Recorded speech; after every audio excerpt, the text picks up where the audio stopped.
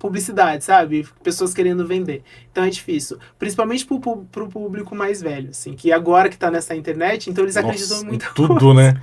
Então a gente tem Infelizmente. mais dificuldade com esse público, assim. Por exemplo, se a gente prescreve uma dieta pro paciente que teve alta no hospital. Quando ele vai e a dieta tem aquela carinha que ele tá acostumado a comprar, aquela embalagem e tudo. Se mudar a embalagem, ele já não quer mais comprar. Porque ele já acha que é um alimento diferente, assim. Daí a gente tem que conversar com ele e dizer que não, só mudou a embalagem, a composição é a mesma.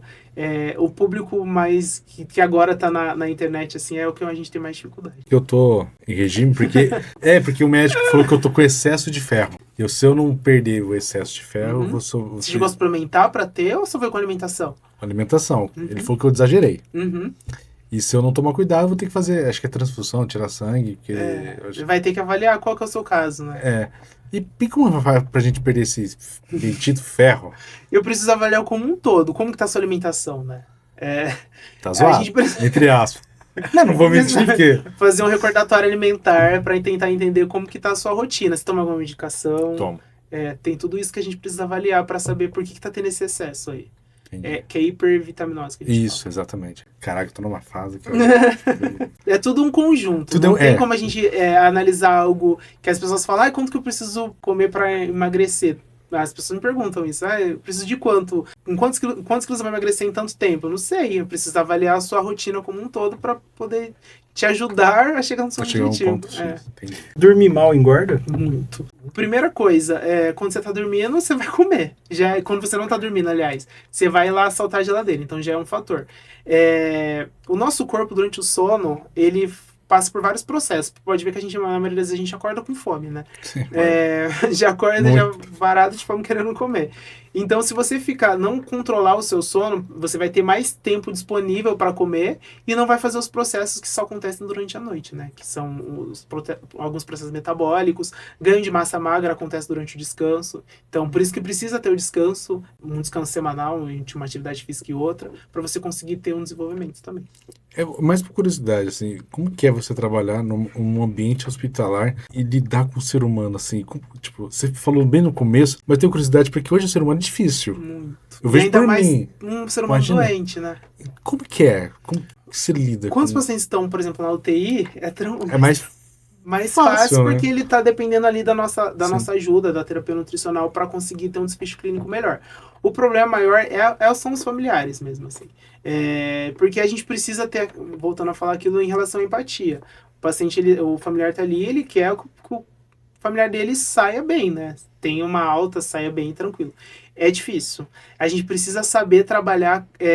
Quando eu contei a história do paciente que o filho morreu, por exemplo, era um casal jovem que você olha ali e você fala, meu Deus, o que eu vou fazer agora? Não tem o que ser feito, né? Então a gente tem que trabalhar bastante isso. Cada dia é um episódio novo no hospital. Nunca existe um dia comum. Sempre existem dias complicados, assim, o perfil de um paciente que é diferente do outro, tem pacientes que conseguem ter uma aceitação melhor em relação à alimentação, tem um outro paciente que exige muito, tem outro paciente que para ele qualquer coisa tá bom, então varia muito. Cada dia você aprende uma coisa nova. Não só, Everton, já aconteceu assim de algum paciente falar, essa dieta eu não vou seguir não. Nossa, é mesmo. Principalmente quando por exemplo, o paciente acabou de sair da sonda e a gente prescreve a dieta líquida, a pastosa para ele, daí a família do paciente liga, meu esposo, minha mãe não vai comer isso não vai comer isso daí não. Daí a gente tem que dizer, ele acabou de sair de um processo, daí tem que saber explicar para o paciente, mas acontece muito. Não vou comer essa comida ruim, não vou comer essa comida sem sal, que a gente tá conversando lá atrás, verdade. Não vou comer essa comida sem sal, acontece demais. Mas tudo faz parte do tratamento dele, né? E um outro cenário, aquele paciente do consultório. Uhum. Tem algum caso que o paciente também fala, não vou fazer essa dieta, não? O que mais acontece, Everton, não vou ficar sem minha cerveja no final de semana.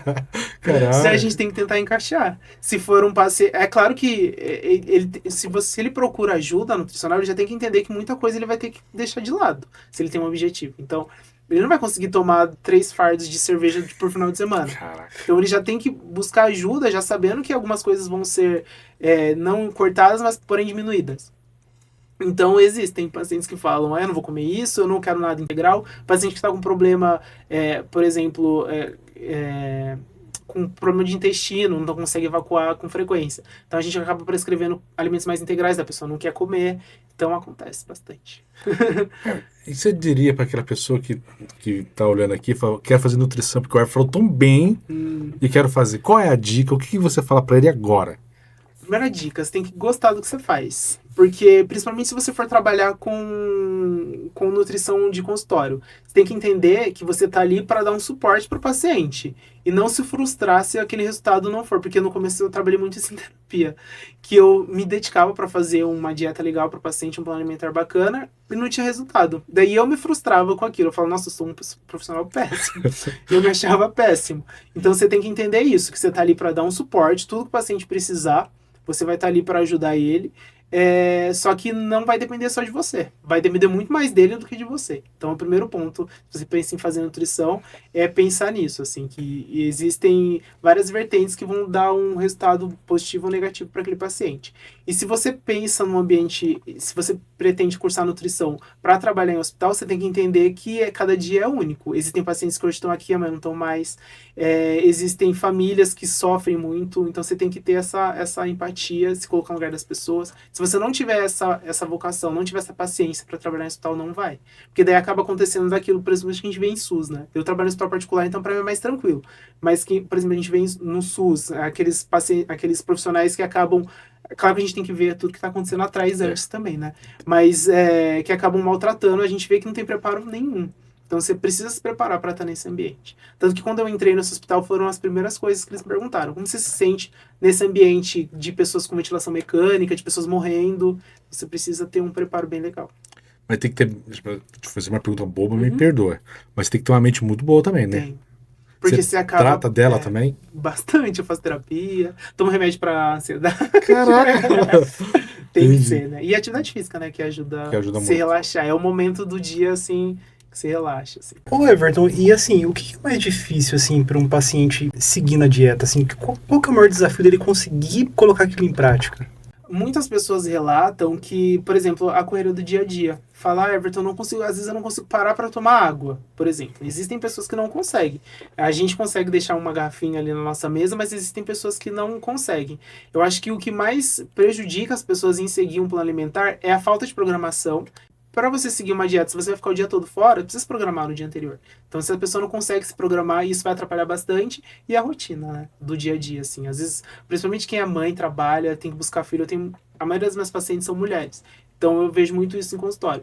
Que elas precisam buscar filho na escola, precisam cuidar de casa, precisam ir para academia e ainda ter uma alimentação saudável. Então, a alimentação sempre acaba ficando por último plano.